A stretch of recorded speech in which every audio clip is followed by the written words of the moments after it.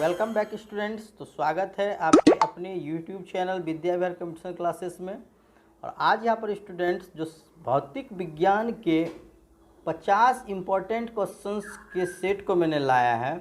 और ये ऐसे क्वेश्चन स्टूडेंट्स जो लगातार परीक्षाओं में इससे क्वेश्चंस पूछे ही जाते हैं, और साथ ही इस क्वेश्चंस का मैं यहाँ पर अच्छे से विश्लेषण करके बताऊँगा ताकि इससे रिलेटेड और भी क्वेश्चंस आप लोगों को कंप्लीट हो जाएगी। तो इस वीडियो को पूरे ध्यान से देखना स्टूडेंट्स, अंत तक देखना और सभी क्वेश्चंस के विश्लेषण को ध्यान से देखें। तो स्क्रीन पर सबसे पहला सवाल स्टूडेंट्स आप लोगों के बीच इस समय सवाल है, इलेक्ट्रॉन सूक्ष्मदर्शी का आविष्कार किसने किया। तो स्टूडेंट्स यहाँ पर सबसे पहले बात होती है कि इलेक्ट्रॉन सूक्ष्मदर्शी क्या होता है। इलेक्ट्रॉन सूक्ष्मदर्शी एक तरह का सूक्ष्मदर्शी होता है जो आपके प्रकाशीय सूक्ष्मदर्शी से अधिक पावरफुल होता है, और ये आपको छोटी से छोटी महीन नमूने चीज़ को आसानी से बड़े आकार में दिखा सकता है। चूँकि 1926 में ही जो आपके चुंबकीय लेंस का आविष्कार किया गया था, लेकिन उस समय इलेक्ट्रॉन सूक्ष्मदर्शी का आविष्कार नहीं हुआ था। चुंबकीय लेंस का जो खोज हुआ था वो किन्हीं और वैज्ञानिक ने किया था, लेकिन 1931 में जो आपके इलेक्ट्रॉन सूक्ष्मदर्शी का आविष्कार भौतिक विज्ञानी नोल और रुस्का ने किया। आई बात समझ में स्टूडेंट्स। तो इलेक्ट्रॉन सूक्ष्मदर्शी का आविष्कार किसने किया? नोल और रुस्का ने किया था। तो बढ़ते हैं नेक्स्ट क्वेश्चन की ओर। अब नेक्स्ट क्वेश्चन है स्टूडेंट्स कि हम लघु तरंग के प्रसारणों को दीर्घ तरंग के प्रसारणों की अपेक्षा लघु तरंगों में अधिक अच्छी तरह क्यों सुन सकते हैं। तो स्टूडेंट्स लघु तरंग क्या होते हैं और दीर्घ तरंग क्या होते हैं। तो सबसे पहले जो हम लोग स्टूडेंट्स जानते हैं कि हम लोग की जो श्रवण क्षमता होती है वो कितना होती है, 20 हर्ट्ज से 20,000 हर्ट्ज के बीच होती है। आई बात समझ स्टूडेंट्स, आप जान रहे होंगे। तो 20 हर्ट्ज से जो नीचे होती है उसे हम लोग अपश्रव्य ध्वनि कहते हैं, और 20,000 हर्ट्ज से जो ऊपर होती है उसे हम लोग पराश्रव्य ध्वनि कहते हैं। यानी जैसे जैसे हर्ट्ज की मात्रा बढ़ती जाएगी वो पराश्रव्य ध्वनि की तरफ बढ़ती जाती है, और हम लोग 20,000 हर्ट्ज तक ध्वनि को सुन सकते हैं। लेकिन 20,000 हर्ट्ज से ऊपर की ध्वनि वो इतनी स्लो हो जाती है कि हमें सुनाई नहीं देती है। तो चूँकि हमारी कान की क्षमता के अनुसार लघु तरंग जो होती है उस पर वायुमंडलीय विक्षोभ का प्रभाव नहीं पड़ता है, इसलिए स्टूडेंट्स हम लोग जो लघु तरंग है, लघु तरंग पर वायुमंडलीय विक्षोभ का प्रभाव नहीं पड़ने के कारण हम लोग अच्छी तरह से सुन सकते हैं। लेकिन जो आपके 20,000 हर्ट्ज से अधिक होने के बाद ये आपके जो पराश्रव्य तरंग होते हैं वो आपके बहुत स्लो हो जाते हैं, उस पर वायुमंडलीय प्रभाव अधिक होता है, इस कारण हम उससे ठीक से नहीं सुन पाते हैं। लेकिन हम लोग 20 हर्ट्ज से 20,000 के बीच अच्छी तरह से हम लोग सुन पाते हैं। आई बात समझ स्टूडेंट्स, कहाँ से कहाँ तक सुनते हैं? 20 हर्ट्ज से 20,000 हर्ट्ज के बीच की ध्वनि तरंगों को सुन पाते हैं। अगला क्वेश्चन स्टूडेंट्स कि रेफ्रिजरेटर में शीतन यानी ठंडा किस प्रकार होता है। तो यहाँ पर स्टूडेंट्स समझना है कि उष्मागतिकी के नियम को हम लोगों ने पढ़ा है कि दूसरा नियम यह कहता है थर्मोडायनामिक्स का कि यदि जब हम किसी ठंडी वस्तु को गर्म वस्तु की ओर ले जाएं, मान के चलिए एक वस्तु यहाँ पर जो है ये आपके ठंडी वस्तु है, ये कोल्ड है, और ये आपके कोई वस्तु मान लीजिए ये आपके गर्म वस्तु है, हॉट है। तो आप जब इसके संपर्क में लाएंगे तो क्या होगा, ये ठंडी चीज़ गर्म होने लगेगी, और जो गर्म चीज़ है वो क्या होगी, ठंडी होगी, उष्मा इस ओर खींचेगा। तो इसी प्रकार क्या होता है, इस रेफ्रिजरेटर के अंदर एक जो होता है गैस, इसमें मुख्य गैस आपके ammonia, sulphur dioxide, carbon dioxide, और आपके जो होते हैं डाइक्लोर, डाइफ्लोर, मीथेन, ये सभी क्या होते हैं स्टूडेंट्स आपके वाष्प अवस्था में काम लिए जाते हैं। इससे ये जो होते हैं प्रशीतक के अंदर में यानी रेफ्रिजरेटर के अंदर में वाष्प अवस्था में काम करते हैं। और ये क्या करते हैं, जब हम किसी वस्तु को रेफ्रिजरेटर में रखते हैं तो ये जो वाष्प रूपी गैस होते हैं उस वस्तु से जाकर टकराकर उससे उष्मा को अवशोषित कर लेते हैं, और उष्मा को क्या करते हैं, कुछ उष्मा तो कार्य में ले लेते हैं, और कुछ उष्मा जो बच जाता है उसे क्या करता है, उसे सिंक में दे देता है। यानी कि सिंक आप लोग समझते हैं, एक तरह का नीचे आपका लगा होता है, उसमें जिसे हम लोग एक तरह का बेसिन कह सकते हैं, उसके अंदर चला जाता है वो, तो वहाँ से बाहर निकल जाता है।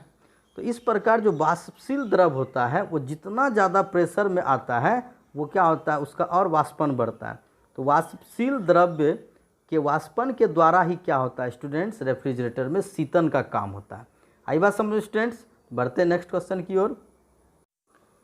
अब नेक्स्ट क्वेश्चन है स्टूडेंट्स यहाँ पर कि शीतकाल में ऊनी कपड़े हमें गर्म रखते हैं क्यों।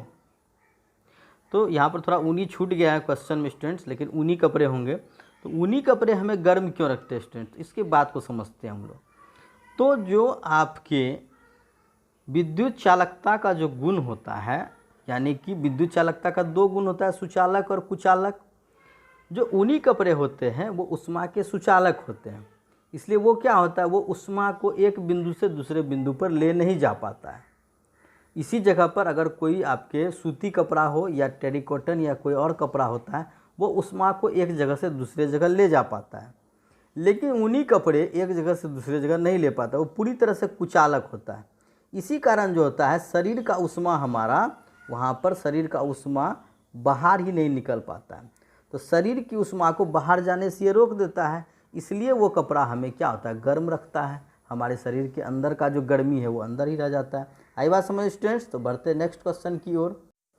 अगला क्वेश्चन स्टूडेंट्स कि माध्यम के तापमान में वृद्धि के साथ प्रकाश की गति क्या होता है, बढ़ती है, घटती है, वैसी ही रहती है या सहसा गिर जाती है। तो यहाँ समझने की बात है स्टूडेंट्स कि प्रकाश जो होती है वो क्या होते हैं, वो एक तरह का फोटोन है। प्रकाश को आप किसी भी चीज़ से प्रभाव नहीं पड़ता है, तापमान बढ़ने से भी उसकी चाल वही रहती है, इसलिए माध्यम में तापमान बढ़ने से क्या होता है, वो वैसी ही रहती है। लेकिन अगर ध्वनि की बात की जाए तो अगर आपके माध्यम या अगर वायुमंडल में आर्द्रता बढ़ जाए तो ध्वनि की गति घट जाती है। आई बात समझ स्टूडेंट्स। लेकिन तापमान में वृद्धि के साथ प्रकाश की गति पर कोई प्रभाव नहीं पड़ता है। बढ़ते हैं नेक्स्ट क्वेश्चन की ओर। अगला क्वेश्चन स्टूडेंट्स कि धूम कोहरा उन स्थानों पर एक आम प्रदूषक होता है जहाँ, यानी किन स्थानों पे होता है, जहाँ उच्च तापमान होता है, जहाँ निम्न तापमान होता है, वायु में अत्यधिक अमोनिया होता है, वायु में अत्यधिक SO2 होता है। तो स्टूडेंट्स सबसे पहले समझने की बात है कि धूम कोहरा क्या है। धूम कोहरा जो होता है वो एक तरह का तो प्रदूषण ही है ना। जब क्या होता है स्टूडेंट्स कि आपके जो आप कोहरा तो जानते होंगे, फॉग जो आपके ठंडे के दिनों में होती है, जब इस कोहरे के अंदर बहुत सारे प्रदूषण मिक्स हो जाते हैं, धूल, धुआं, इस तरह के गैस जो उत्सर्जित जो कारखाने से उत्सर्जित होते हैं, इस तरह के जो गंदे गैस होते हैं, जब इस कोहरे में मिक्स हो जाते हैं तो उससे हम लोग धूम कोहरा कहते हैं। और धूम कोहरा जानलेवा भी होता है और यह वायु प्रदूषण का एक मुख्य रूप है। और ये स्टूडेंट्स कहाँ होगा, जहाँ अधिक आपके वायुमंडल में प्रदूषण होगा। तो वायुमंडल में प्रदूषण कहाँ पर होता है, जहाँ आपके SO2 की मात्रा अधिक होगी, यानी कि धूम कोहरा उन स्थान पर आम प्रदूषक होगा जहाँ की वायु में अत्यधिक SO2 होता है। आई बात समझ में स्टूडेंट्स। तो इसे हम लोग आम बोलचाल की भाषा में धुआंसा भी कहते हैं। ये इस जगह जहाँ पे कारखाने वगैरह ज़्यादा होते हैं उस जगह पर आपके ज़्यादा होते हैं और ये स्वास्थ्य के लिए बहुत हानिकारक होता है। अगला क्वेश्चन स्टूडेंट्स कि क्षुद्र ग्रह सूर्य के चारों ओर किन ग्रहों के बीच चक्कर लगाते हैं। तो स्टूडेंट्स क्षुद्र ग्रह क्या होते हैं। क्षुद्र ग्रह जिन्हें हम लोग अंग्रेजी में एस्टेरॉयड भी कहते हैं, ये पथरीले और धातुओं के पिंड होते हैं जो सूर्य की परिक्रमा करते हैं, लेकिन इसके आकार बहुत छोटे होते हैं, इसलिए हम लोग इसे ग्रह भी नहीं कह सकते हैं, है ना। इन्हें जो है लघु ग्रह कहा जा सकता है। और हमारे जो सौर प्रणाली है इसमें लगभग 1 लाख क्षुद्र ग्रह हैं, लेकिन ये इसमें से ज़्यादातर इतने छोटे हैं कि हम लोग इसे पृथ्वी से देख भी नहीं सकते हैं। और ये सभी क्षुद्र ग्रह जो हैं, इसमें से सबसे बड़ा जो क्षुद्र ग्रह है उसका नाम है सेरेस। अगर आपसे पूछा जाए सबसे बड़ा क्षुद्र ग्रह कौन होता है तो वो होता है सेरेस। आई बात समझ स्टूडेंट्स। तो ये क्या होता है, क्षुद्र ग्रह जो ज़्यादातर आपके किन ग्रहों के बीच चक्कर लगाते हैं, तो ये ज़्यादातर आपके चक्कर लगाते हैं मंगल और बृहस्पति ग्रह की कक्षाओं में चक्कर लगाते हैं। हालांकि ये तो इसके अपने भी कक्षा होते हैं, लेकिन ये अपने कक्षा में चक्कर लगाने के साथ ये मंगल और बृहस्पति की ग्रह में आपके चक्कर लगाते हैं। और एक छोटा क्षुद्र ग्रह होता है जिसे हम लोग एरोस नाम से जानते हैं। सबसे छोटा जो क्षुद्र ग्रह होता है उसे हम लोग एरोस कहते हैं, और सबसे जो ये बड़ा होता है वो सेरेस, और सबसे छोटा होता है वो एरोस। आई बात समझ स्टूडेंट्स। अगला क्वेश्चन स्टूडेंट्स कि किसी टावर के शीर्ष से समस्तरीय रूप से प्रक्षेपित किया गया कण जमीन पर उतनी दूरी पर गिरता है जो टावर के पाद की ऊंचाई के बराबर होती है, यानी पाद से जो टावर की ऊंचाई होती है उसके बराबर होती है। यह बताइए कि कण द्वारा तय किया गया पथ निम्नलिखित में से किसका एक भाग है। तो स्टूडेंट्स यहाँ पर देखिए, आपको समझना है कि मान लीजिए अगर कोई टावर है और हम अगर यहाँ से किसी कण को गिराएंगे तो वो आपके हमेशा ये इस तरह से तो नहीं गिरेगी। ये जब भी गिरता है स्टूडेंट्स तो उसमें क्या होता है, थोड़ा सा इसका जो मार्ग होता है वो धीरे धीरे आपके हल्का सा वो मुड़ता हुआ नज़र आएगा। इसलिए ये जो होता है, ये जो पथ होता है वो पथ किसका भाग बन जाता है, वो परवलय का भाग बन जाता है। आई बात समझ स्टूडेंट्स, यानी कि वो बिल्कुल सरल रेखा में नहीं होकर वो कण किस रूप में आता है, परवलय के रूप में पथ बनाता हुआ आता है। आई बात समझ में स्टूडेंट्स। क्वेश्चन स्टूडेंट्स, यदि वायु दाब मापी यंत्र यानी बैरोमीटर की रीडिंग अचानक तेजी से गिरने लग जाए तो इससे यह संकेत मिलता है कि मौसम। तो यहाँ देखिए स्टूडेंट्स, जब भी आपके क्या होता है वायु दाब मापी, यानी कि मीटर गिरने का मतलब क्या हुआ स्टूडेंट्स, रीडिंग गिरने का मतलब दाब घट रहा है। रीडिंग कब गिरता है, जब वहाँ पर क्या होता है, मान लीजिए ये आपका बैरोमीटर है और ये यहाँ पर रीडिंग यहाँ से अचानक ये नीचे गिरना शुरू हो गया, और ये रीडिंग अगर नीचे आने लगा तो नीचे कब आएगा, इसका मतलब दाब घट रहा है। तो जाहिर सी बात है जब अत्यधिक तूफानी होगा, अत्यधिक तूफान आने वाला होगा, तभी क्या होता है, जो वायुमंडलीय दबाव होता है वो घट जाता है। अब देखिए, हम लोग देखते हैं अक्सर कि आपके जब आंधी आते हैं तो घरों के जो ऊपर वाला छप्पर होता है ये उड़ जाता है। ये आपके उड़ जाता है, क्यों उड़ता है, क्योंकि जो ऊपर का जो प्रेशर होता है ये प्रेशर आपका वहाँ पर कम हो जाता है, ये प्रेशर कम हो जाता है। इस कारण जो नीचे का प्रेशर होता है ये प्रेशर आपका अधिक बढ़ जाता है, ये प्रेशर ज़्यादा बढ़ जाता है। तो चूँकि ऊपर से इसे दबाया नहीं जा रहा है, ये अधिक काम नहीं कर रहा है, तो नीचे का प्रेशर ज़्यादा होने लगा।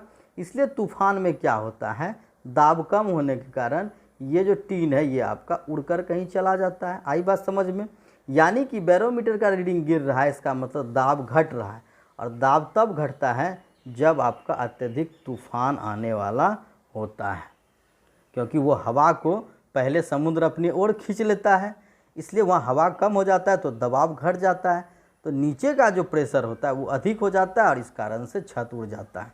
आई बात समझ में, बैरोमीटर की रीडिंग तेज़ी से गिरने लगता है तो ये संकेत क्या होता है, अत्यधिक तूफानी होता है। क्वेश्चन है कि भू स्थिर यानी तुल्यकाली उपग्रह निम्नलिखित में से किस ऊंचाई पर परिक्रमा करता है। तो यहाँ पर स्टूडेंट इस चीज़ को समझना है, भू स्थिर उपग्रह क्या होता है, यानी भू स्थिर यानी कि ये एक ऐसा उपग्रह होता है जो कि लगभग पृथ्वी के ठीक बराबर, यानी कि ये 24 घंटा में ये भी अपना परिक्रमा पूरा करता है। आई बात समझो स्टूडेंट्स। तो ये क्या होता है, ये तभी संभव होगा जब ये हमेशा क्या होगा, एक निश्चित ऊंचाई पर रहेगा। कोई भी भू स्थिर उपग्रह हमेशा क्या होता है स्टूडेंट्स, वो आपके एक निश्चित ऊंचाई पर होता है। और ये ऊंचाई कितनी होती है स्टूडेंट्स, आपके पृथ्वी की सतह से इसकी ऊंचाई होती है 36,000 किलोमीटर। आई बात समझ स्टूडेंट्स, जो इसकी एक निश्चित ऊंचाई होती है, ये किसी ऊंचाई पर किस ऊंचाई पर परिक्रमा करता है, तो पृथ्वी से 36,000 किलोमीटर, यानी ये एक निश्चित है, इस निश्चित ऊंचाई पर ये काम करता है। और इस कक्षा को हम लोग पार्किंग कक्षा भी कहते हैं। यानी ये जो आपके यहाँ पृथ्वी है और इस पृथ्वी से यहाँ पर जो 36,000 किलोमीटर पर यहाँ ये भू स्थिर उपग्रह है, और इसके जो आपके चारों ओर यहाँ पर ये जो चक्कर इस तरह से लगाएगा, तो इस कक्षा को हम लोग क्या बोलते हैं, इस कक्षा को हम लोग पार्किंग कक्षा बोलते हैं। आई बात समझ स्टूडेंट्स, हम लोग इसे पार्किंग कक्षा बोलते हैं। और इसके बाद ये जो चक्कर जो लगाता है तो इसकी जो स्पीड होती है वो स्पीड जो होती है स्टूडेंट्स 3.1 किलोमीटर प्रति सेकेंड होती है। सबको नोट कर लीजिए स्टूडेंट। यानी कि जो भू-स्थिर उपग्रह की जो कक्षीय चाल होती है 3.1 किलोमीटर प्रति सेकेंड होती है और ये निश्चित ऊंचाई यानी 36,000 किलोमीटर पृथ्वी से इस ऊंचाई पर हमेशा परिक्रमा करती है। बढ़ते हैं नेक्स्ट क्वेश्चन की ओर। क्वेश्चन है स्टूडेंट्स कि बॉल को लपकते समय एक क्रिकेट खिलाड़ी निम्नलिखित में से किसको कम करने के लिए अपना हाथ नीचे पर लेता है। यानी जब आप देखे होंगे कि अक्सर जब कोई बॉल को कैच करता है तो बॉल को कैच करते समय क्या करता है स्टूडेंट्स, वो अपने हाथ को इस तरह से लेने के बाद उसे पीछे की ओर खींचता है, इस तरफ खींचता है। ये क्यों करता है स्टूडेंट्स, किसको कम किया जाता है? तो जब भी क्या है स्टूडेंट्स, आपके कोई भी चीज़ आपने यांत्रिकी में पढ़ा होगा कि आवेग की परिभाषा क्या होती है। यानी कि जब भी हम किसी वस्तु के गति से जब हम उसको विराम में लाना चाहेंगे तो ये जो इसमें एक बल काम करता है और इस बल को जो बल है और बल गुना बल का जो काम करने का समय होता है, अगर हम इस समय को बढ़ा देंगे तो ये जो आवेग होता है, आवेग यानी कि एक तरह का जो फोर्स, अचानक फोर्स होता है, वो कम होने लगता है। अगर हम बॉल को पकड़ कर वहीं पर रख लेंगे तो क्या होगा, समय नहीं देने के कारण ये आवेग का मान कम होगा। आवेग का मान कम होने से आपके चोट अधिक लगती है, बल वहाँ आवेग अधिक काम करेगा। लेकिन जब हम उस बॉल को अपने नीचे की ओर खींचते हैं तो समय अधिक लगता है और इस समय लगने के कारण क्या होता है स्टूडेंट्स कि वहाँ पर आवेग कम काम करता है, इससे चोट कम लगती है। तो इसलिए यहाँ पर हम लोग जो है आवेग का यहाँ पर क्या करते हैं, कम करने के लिए अपने हाथ को नीचे कर लेते हैं। आई बात समझ स्टूडेंट्स? तो आवेग जो होता है वो आपके बल गुना समय हो जाता है। आवेग बराबर क्या होता है स्टूडेंट्स, जो आपके आवेग होते हैं इसे अंग्रेजी में इम्पल्स कहते हैं। तो आवेग बराबर बल गुना और बल जिस चीज़ से लग रहा है उसके द्वारा किया जाने वाला लगा समय होता है। आई बात समझ स्टूडेंट्स? तो बढ़ते हैं नेक्स्ट क्वेश्चन की ओर।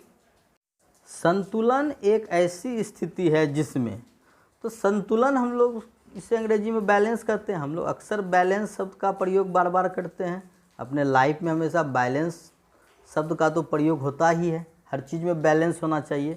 यानी बैलेंस का मतलब क्या होता है कि आपका जब कोई चीज़ बैलेंस में होता है तो उसका हर तरह से वो बराबर होता है।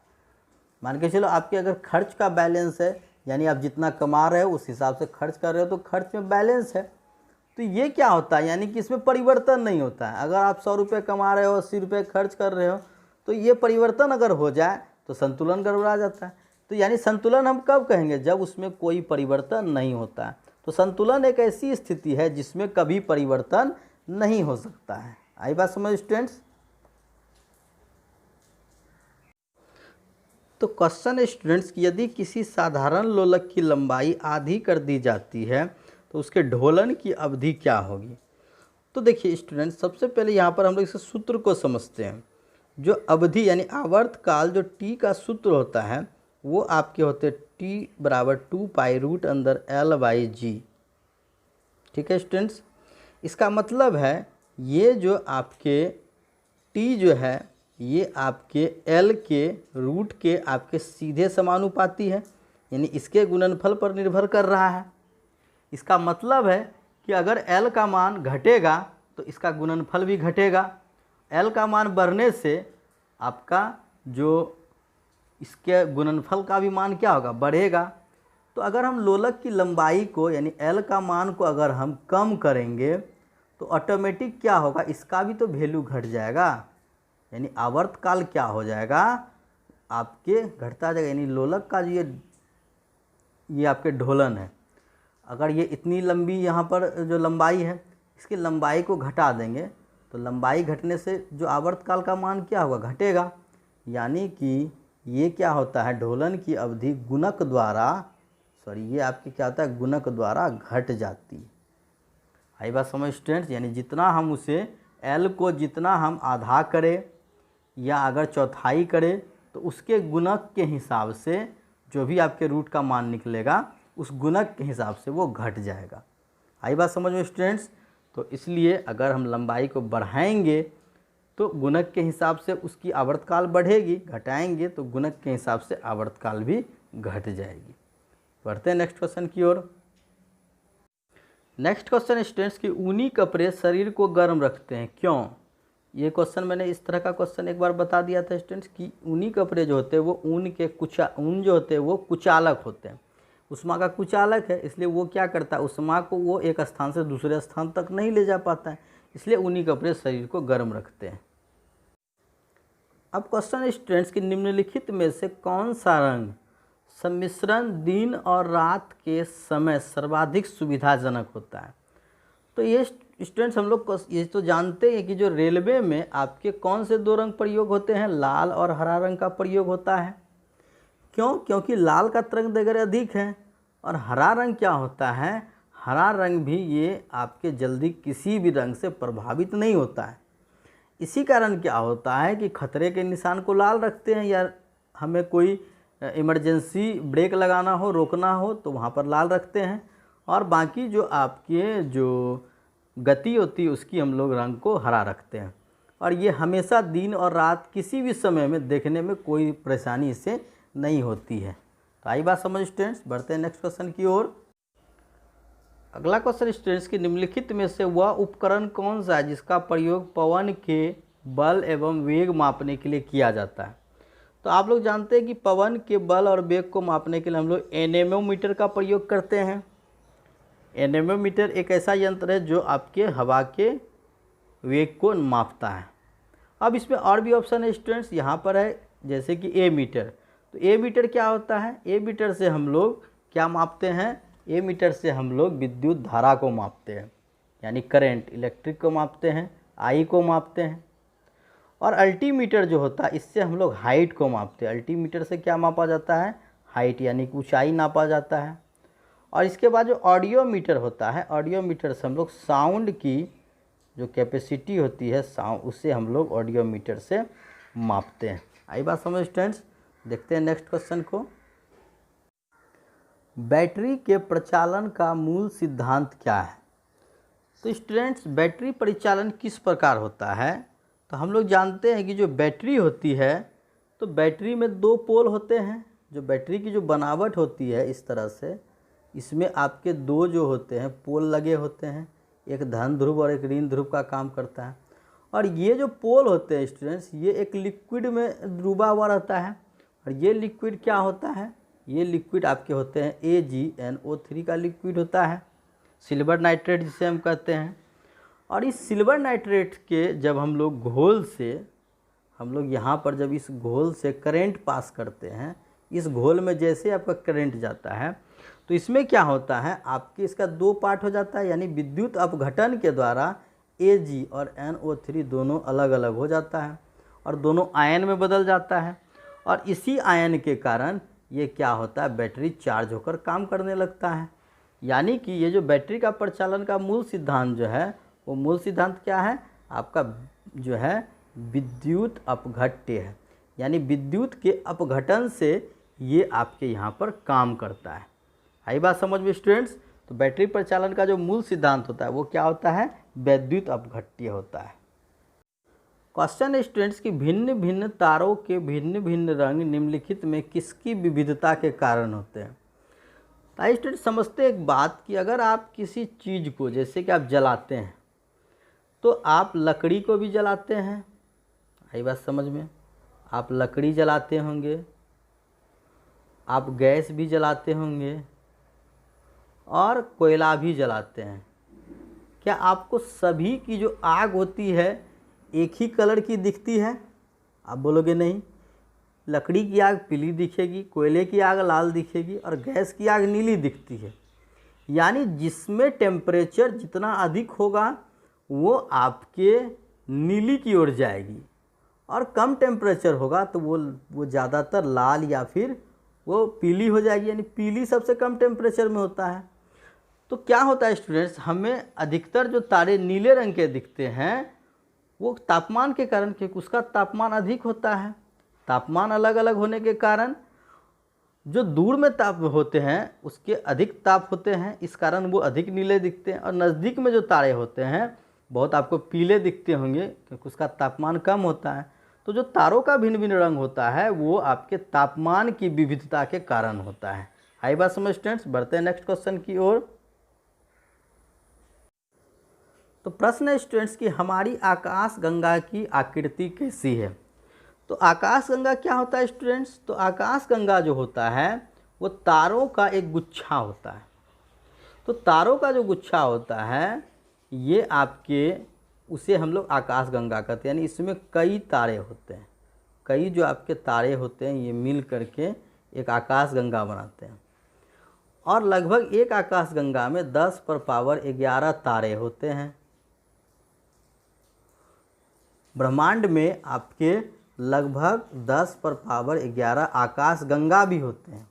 एक आकाश गंगा में 10⁻11 तारे होते हैं और आकाश गंगा भी 10⁻11 होता है। इसलिए अगर ब्रह्मांड में कुल तारों की संख्या की बात की जाए तो वो 10⁻22 ये लगभग निकाला जाता है कि आसमान में कुल तारों की संख्या 10⁻22 होती है। तो आकाश गंगा कितने हैं? 10⁻11। और एक आकाश गंगा में कितने तारे होते हैं? 10⁻11। तो इस प्रकार क्या होता है, जैसे हमारी पृथ्वी जिस आकाश गंगा के अंतर्गत आती है वो किस आकार की है? स्पाइरल आकार की है। ये आपके जो आपको दिखने में इस तरह से आपको दिखेगी स्पाइरल के रूप में। आई बात समझ में? हम लोग इसके अंदर ये जो आपके होते हैं आकाश गंगा इस तरह से होती है। तो विभिन्न आकाश गंगा जो होती है अलग अलग आकृति की होती है, और हमारी आकाश गंगा की आकृति कैसी है? स्पाइरल होती है। वायु की सापेक्ष आर्द्रता का मापन एवं रिकॉर्ड करने वाला उपकरण कौन सा है? तो वायु की सापेक्ष आर्द्रता को जब भी हम लोग स्टूडेंट्स मापते हैं तो हाइग्रोमीटर से हम लोग इसे मापते हैं। किससे मापते हैं? हाइग्रोमीटर। तो स्टूडेंट्स बहुत से ऐसे पदार्थ होते हैं जो कि आपके सल्फ्यूरिक अम्ल, कैल्शियम क्लोराइड, साधारण नमक, ये सभी जो जलवाष्प होते हैं उसके शोषक होते हैं, यानी उससे ये सोख लेते हैं। और इसी पदार्थ का उपयोग करके आपके आर्द्रता मापी यानी कि हाइग्रोमीटर बनाए जाते हैं। ये वायुमंडल में उपस्थित जलवाष्प की जो मात्रा होती है उसको सोख कर उसकी मात्रा को बताते हैं। इसे हम लोग हाइग्रोमीटर कहते हैं स्टूडेंट्स। अब एक है हाइड्रोमीटर। हाइड्रोमीटर क्या होता है स्टूडेंट्स?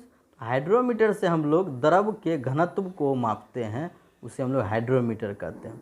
लैक्टोमीटर तो आप लोग जानते हैं, इससे दूध की शुद्धता मापी जाती है, यानी दूध में कितना खट्टापन है या कितना मीठापन है या अभी ताज़ा है या बासी है, ये हम लोग शुद्धता मापते हैं। और बैरोमीटर जो होता है स्टूडेंट्स, ये तो आप लोग जानते हैं, बैरोमीटर से हम लोग वायुमंडलीय जो एटमॉस्फेरिक प्रेशर होता है हम लोग वायु दाब को मापते हैं। आई बात समझ स्टूडेंट्स? तो स्टूडेंट्स यहाँ पर आज हम लोग इस 50 में से 20 क्वेश्चन ही डील कर रहे हैं। नेक्स्ट एक और क्लास इसका पार्ट 2 लाएंगे जिसमें और भी क्वेश्चंस को डील करेंगे स्टूडेंट्स। तो कैसी लगी आज की ये क्लास के बारे में हमें कमेंट में ज़रूर लिखिएगा स्टूडेंट्स, ताकि हम इस क्लास को और भी बेहतर बना सकें। और आप लोगों को जो भी लगे अच्छा खराब उसे ज़रूर कमेंट में लिखिएगा। और जो लोग नए अगर इस चैनल को देख रहे हैं तो निश्चित रूप से सब्सक्राइब करें, क्योंकि यहाँ पर बेहतरीन चीज़ें हम ला रहे हैं आप लोगों के लिए। तो मिलते हैं नए क्लास में, तब तक के लिए गुड बाय।